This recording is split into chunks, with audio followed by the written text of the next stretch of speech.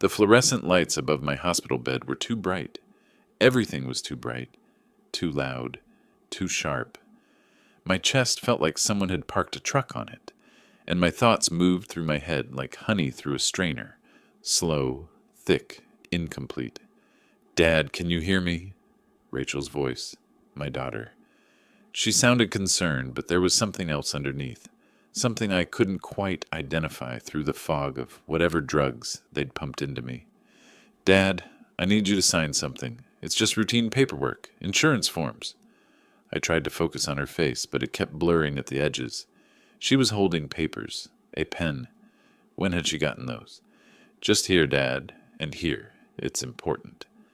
My hand felt disconnected from my body as I took the pen. The paper swam in front of my eyes. I saw words, but they wouldn't stay still long enough for me to read them. Power of something. "Attorney? No, that couldn't be right." "That's it, Dad." "Perfect." The door opened. A woman in blue scrubs stepped in, and I saw her freeze mid-step. Her eyes went from the papers in Rachel's hands to my face, still clouded with morphine and confusion.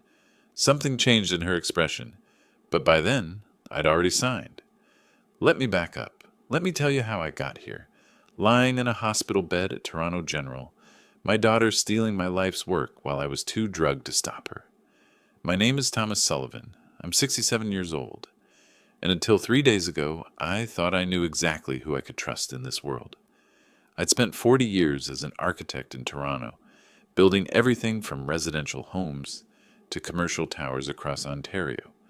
My wife Margaret and I raised our daughter Rachel in a beautiful house in Mount Pleasant, the kind of neighborhood where kids still played hockey in the streets and neighbors knew each other's names.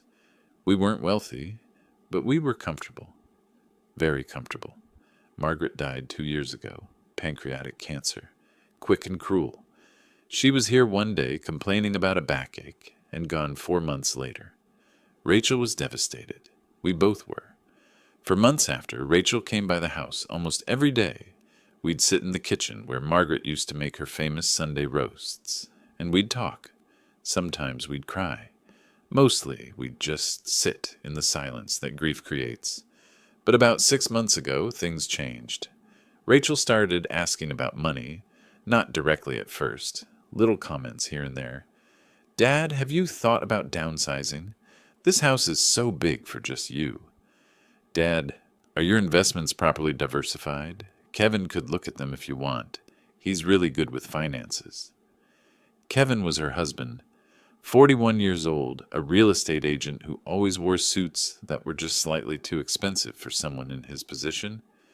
He had a way of looking at our house like he was already calculating the commission. I'd brush off Rachel's comments, tell her I was fine, that I had everything under control, which I did. My financial advisor, Martin Chen, had been managing my portfolio for 25 years. The house was paid off. I had $2.1 million in investments, a solid pension, and no debt.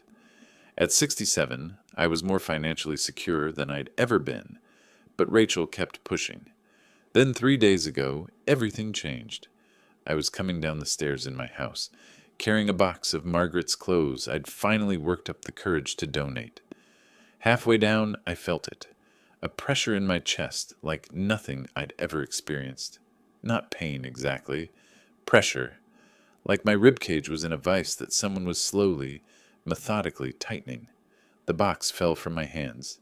Margaret's favorite blue sweater tumbled down the stairs ahead of me. I grabbed the railing and managed to make it to the bottom before my legs gave out. I don't remember calling 911.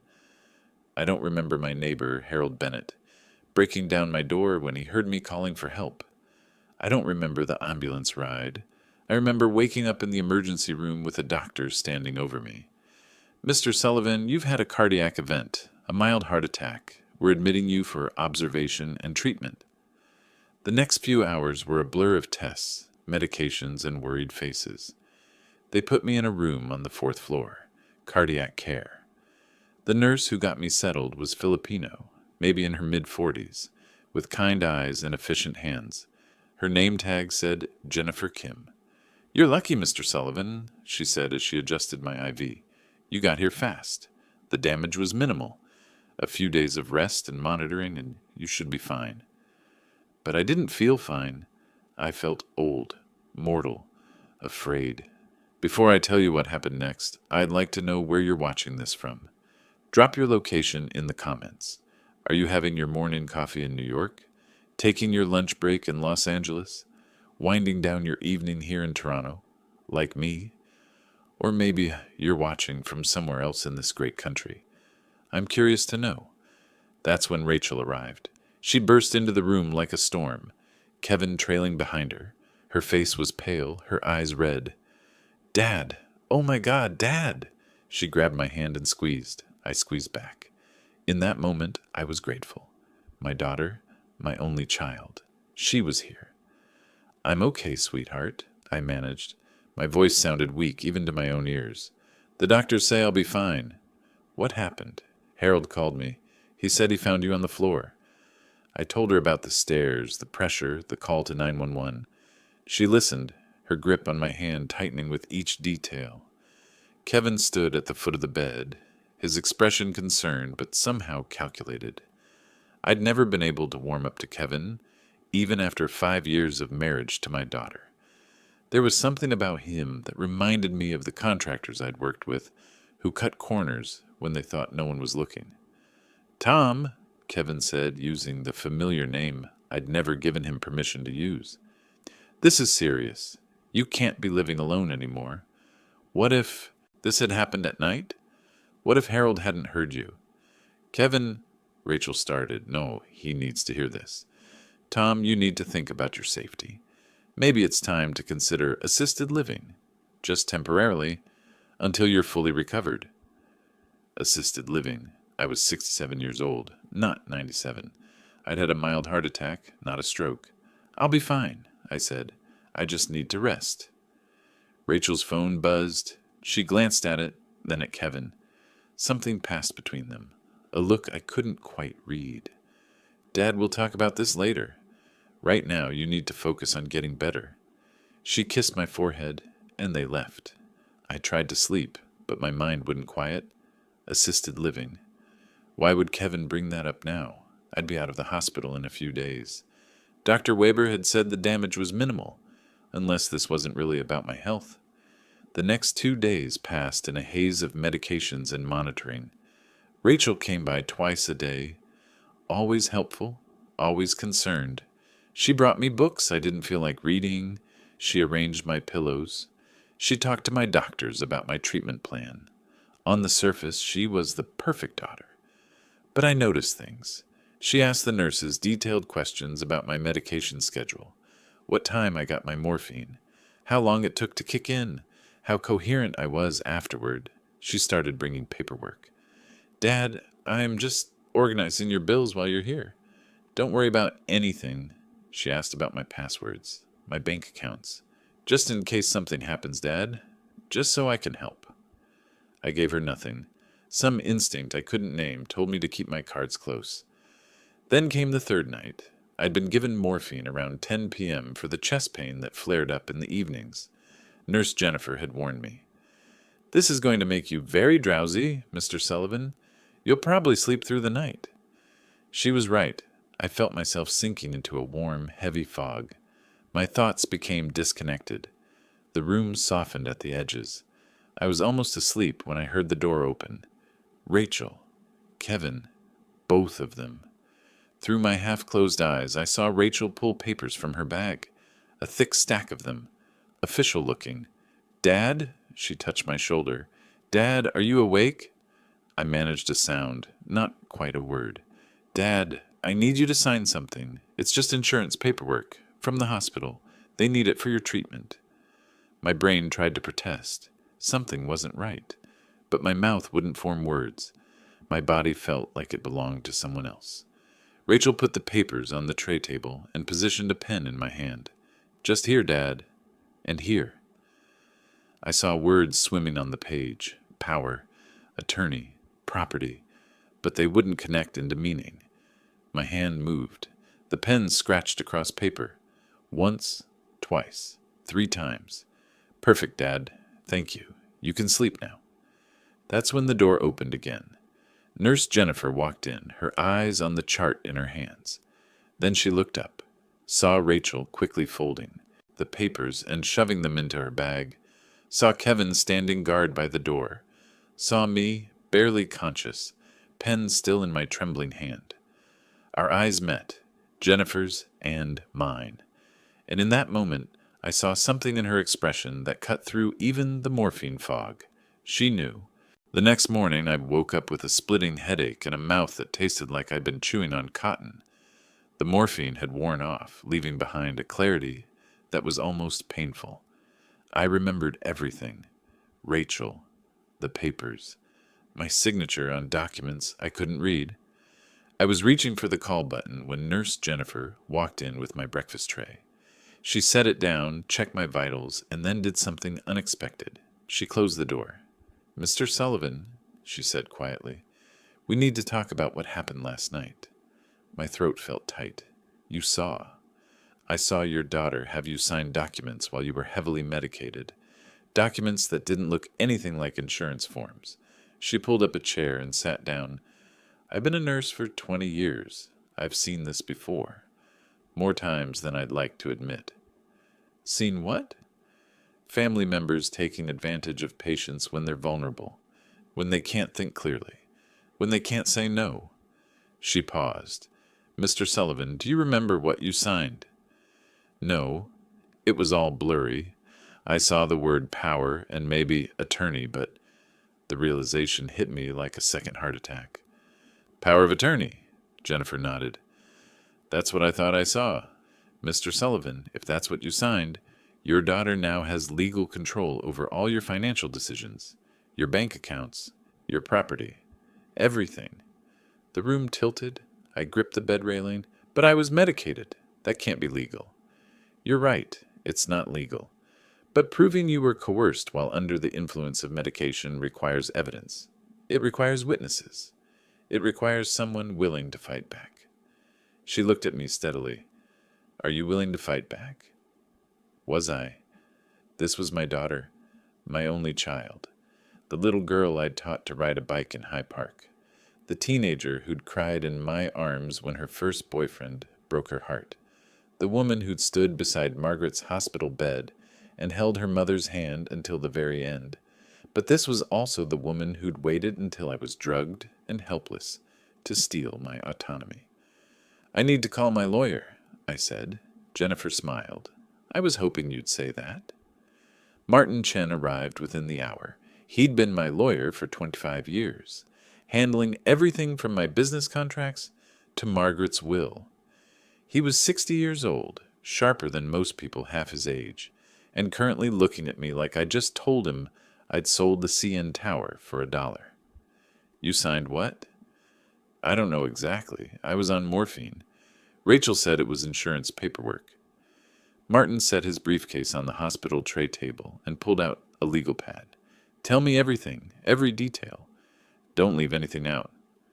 I told him about the past 6 months, Rachel's questions about money, Kevin's suggestions about downsizing, the increasing pressure to let them help with my finances, and then last night, the papers, my signature, Jennifer walking in. Martin listened without interrupting, his pen flying across the page. When I finished, he sat back and removed his glasses. "Tom, I need you to understand something. If Rachel filed that power of attorney with the proper authorities, she currently has legal control over your assets. She can access your bank accounts. She can sell your house. She can make financial decisions on your behalf." The eggs I'd eaten for breakfast threatened to come back up. "But I was medicated. Doesn't that void it?" "It should. The problem is proving it. Right now it's your word against hers. She'll claim you were lucid, that you understood what you were signing, that this was your decision." He leaned forward. "Unless we can prove otherwise." "How?" "We need evidence. Hospital records showing what medications you were on and when. Nurse Jennifer's testimony. And," he paused, "we need Rachel to incriminate herself." I looked at Jennifer, who'd been standing quietly by the door. "Would you be willing to testify?" "I'd be willing to do more than that," she said. "This hospital has security cameras in the hallways. They might have footage of your daughter entering your room at 11 p.m.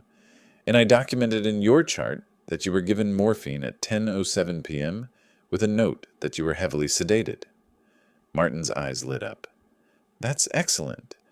Tom, here's what we're going to do. We're going to request copies of those security tapes. We're going to get your full medical records, and we're going to set a trap. What kind of trap? The kind where we let Rachel think she's gotten away with it. We let her make her next move, and when she does, we'll be ready. Over the next 2 days, I followed Martin's instructions to the letter. When Rachel visited, I acted weak, confused, compliant. I didn't mention the paperwork. I didn't ask questions. I just smiled and nodded and let her believe the morphine had wiped my memory clean. It was harder than I'd expected. Every time she touched my hand or called me Dad or pretended to care about my recovery, I wanted to scream the truth at her. But I didn't. I played my role, and I listened. On the second day, Rachel brought Kevin again. They thought I was sleeping. The morphine dose had been reduced, but they didn't know that. They stood at the foot of my bed, speaking in low voices that I could hear perfectly. The power of attorney was filed yesterday, Kevin said. I confirmed it this morning. As of now, you have legal control over all his assets. My heart hammered against my ribs. Martin had been right. How fast can we move? Rachel asked. On the house? I can have it listed by next week. Market's strong right now. We should get $2.2 million. Maybe 2.3 if we stage it right. And his investment accounts? Those will take a little longer to liquidate, but we can start the process immediately. I'm thinking we pay off our mortgage first. That's $340,000. Then the credit cards, that's another $85,000. The business loan is $5,000. Rachel laughed softly, a sound I'd heard 1,000 times growing up. But now it was different. Cold. Finally. God, Kevin, we've been drowning for so long. I know, babe, but it's over now. Your dad's taken care of. What about assisted living? There's a place in Scarborough, very affordable. $3,200 a month. We can set up automatic payments from what's left of his pension. Affordable. They were planning to stick me in the cheapest facility they could find, while they spent millions of my money. I lay there with my eyes closed, my phone on the nightstand recording every word. When they finally left, I waited 5 minutes before opening my eyes. Jennifer was there, checking my IV. Did you get it? She whispered. I held up my phone. Every word. If you're finding this story as shocking as I did living through it, I need to ask you something. Have you ever had someone you trusted completely betray you? Maybe not like this, but in some way that changed everything? Drop your story in the comments. Sometimes knowing we're not alone in these experiences helps more than we realize. That night, Martin came back with news. The security footage confirms Rachel and Kevin entered your room at 11:04 p.m. on the night in question. You'd been given morphine at 10:07 p.m. The medical records show you were noted as heavily sedated at 10:30 p.m. He smiled. Tom, we have her. The question is, what do you want to do about it?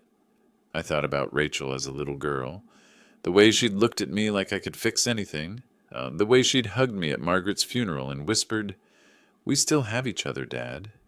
But I also thought about what she'd said in this very room. Your dad's taken care of. Like I was already gone, like I was already a problem solved. I want to press charges, I said. I want her to face what she's done. Martin nodded. Then here's what happens next. Tomorrow you're being discharged. Dr. Weber has cleared you for home care. Rachel is going to push back. She's going to insist you can't live alone. That's when we make our move. Dr. Weber came in the next morning with my discharge papers. I was signing them when Rachel arrived, Kevin right behind her. Dad, you're going home? She looked genuinely surprised. Are you sure that's safe? Dr. Weber says I'm fine. Just need to take it easy for a few weeks. But who's going to look after you? You can't be alone. What if something happens? Harold's going to check on me, and I have a visiting nurse coming 3 times a week. Rachel's jaw tightened. Dad, we've been looking at some really nice facilities, places where you'd have 24-hour care. where you could recover properly. I don't need a facility. I'm going home. Tom, Kevin stepped forward. We really think this is a bad idea. You're not thinking clearly. Something in me snapped. I'm thinking perfectly clearly, Kevin.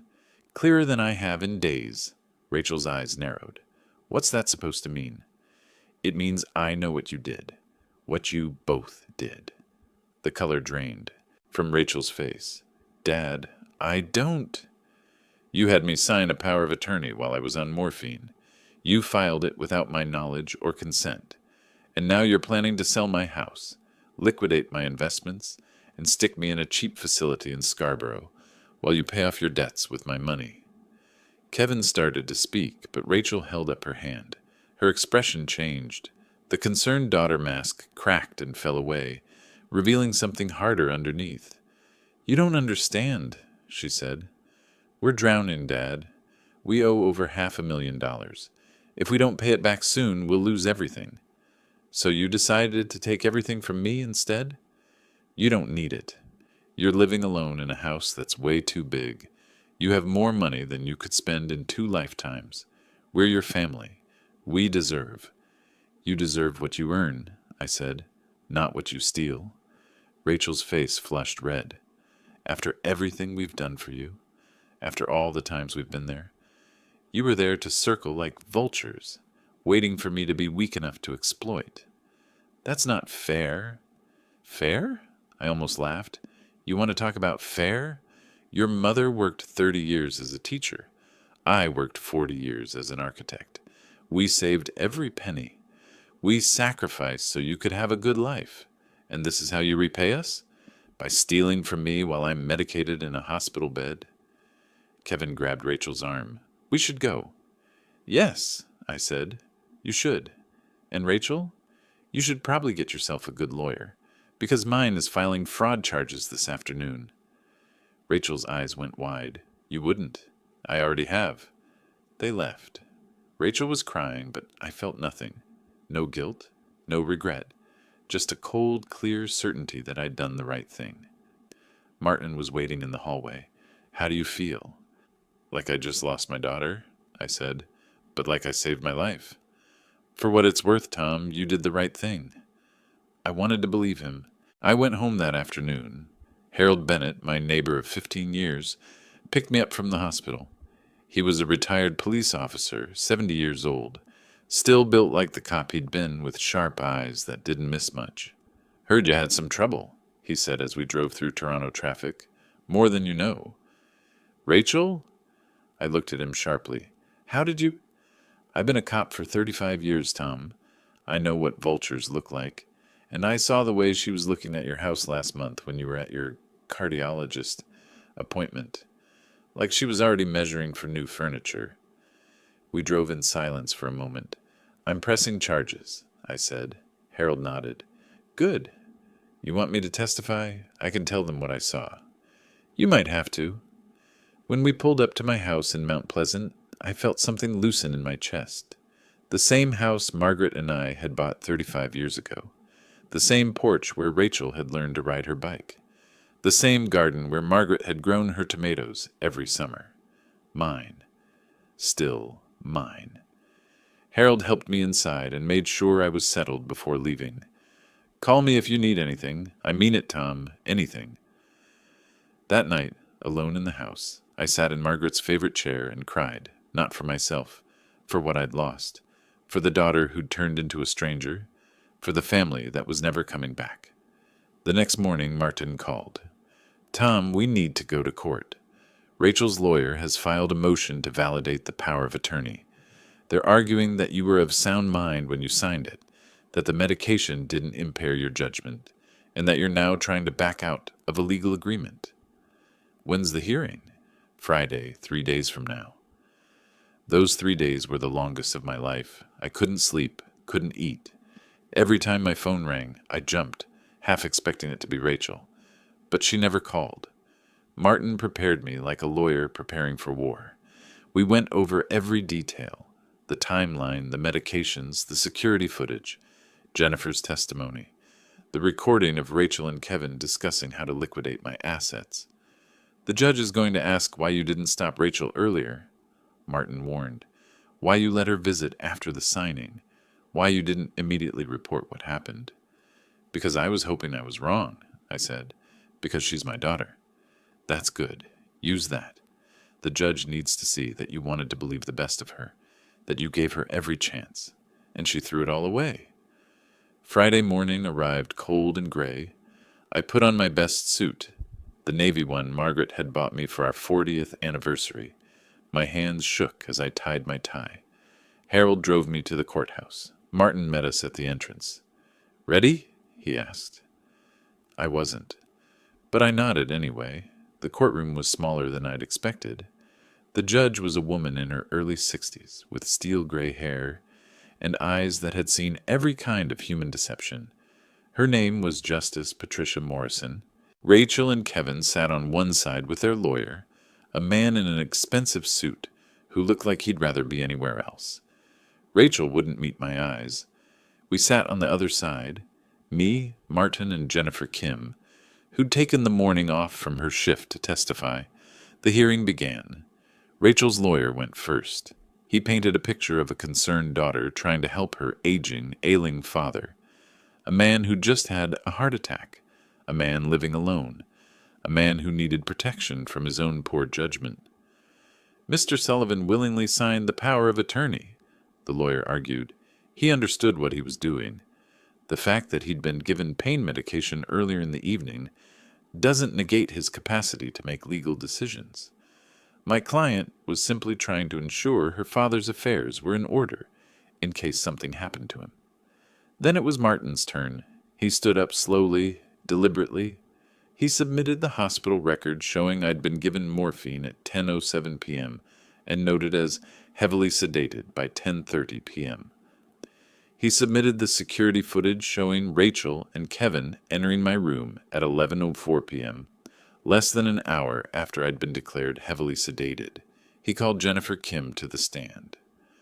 Nurse Kim, Martin said, in your professional opinion, would a patient who'd been given morphine at 10:07 p.m.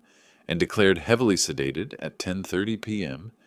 be capable of understanding complex legal documents at 11 p.m.? Jennifer looked directly at the judge. No, absolutely not. Morphine affects cognitive function, judgment, and the ability to process information. A patient in Mr. Sullivan's condition would have been confused, disoriented, and highly suggestible. They certainly wouldn't have been capable of giving informed consent to a legal document as significant as a power of attorney. And did you witness Miss Sullivan having her father sign documents that night? Yes. I walked into the room and saw her putting papers in front of him while he was clearly still under the influence of the medication. When I entered, she quickly gathered the papers and put them in her bag. Her behavior suggested she knew what she was doing was wrong. Martin thanked her and then played the recording. Rachel's voice filled the courtroom. The power of attorney was filed yesterday. I confirmed it this morning, Kevin's voice. On the house? I can have it listed by next week. We should get $2.2 million, maybe 2.3. And his investment accounts? We can start the process immediately.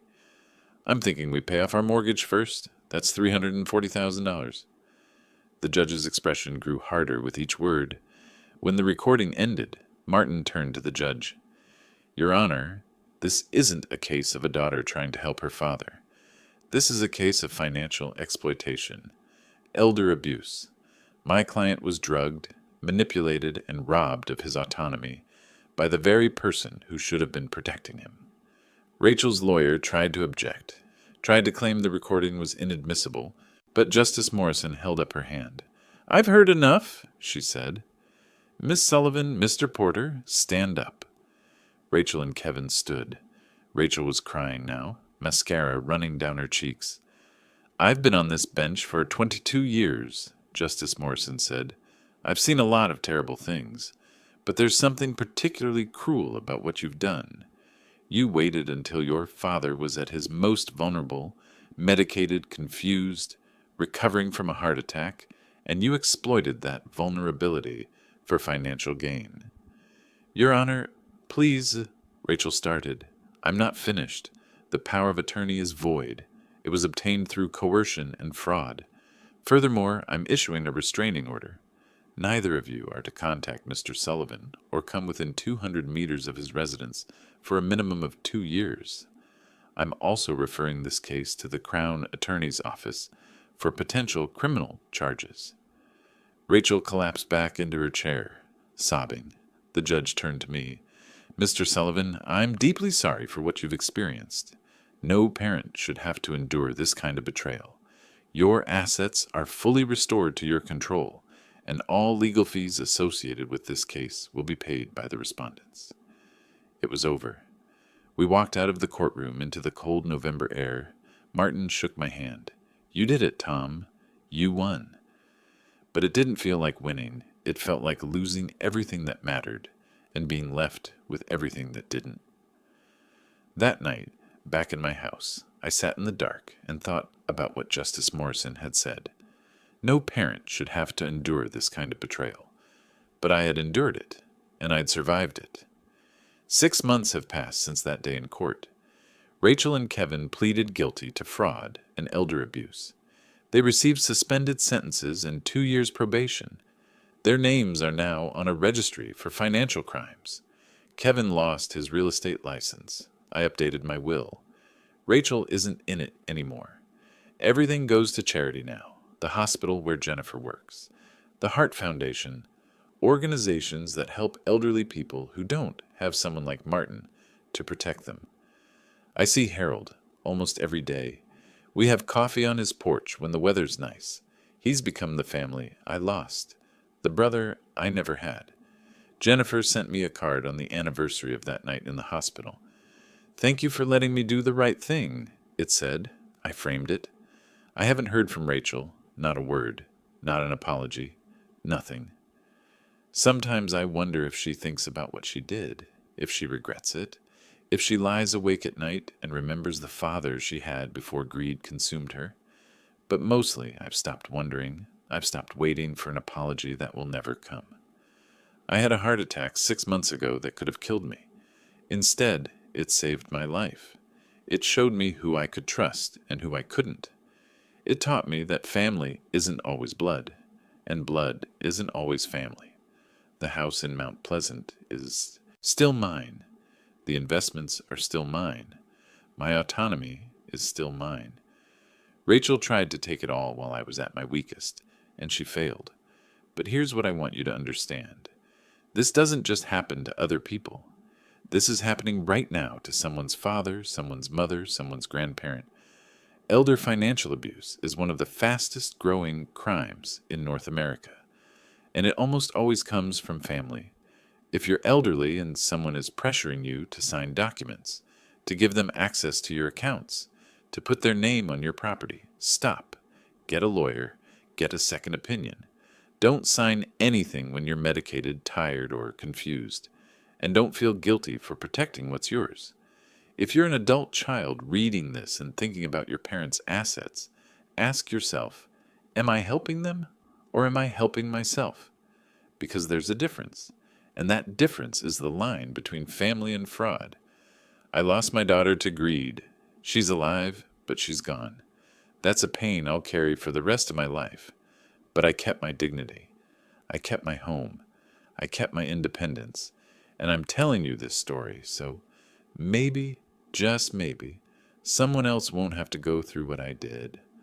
My name is Thomas Sullivan. I'm 68 years old now. I live in Toronto. And I survived my own daughter trying to destroy me. If this story meant something to you, please subscribe to this channel. Hit the like button, share this with someone who needs to hear it, and leave a comment telling me where you're watching from, or if you've experienced something similar. Your story matters. Your voice matters. Thank you for listening. Thank you for caring.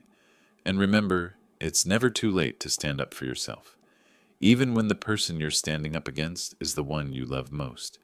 Take care of yourselves out there, and watch out for each other.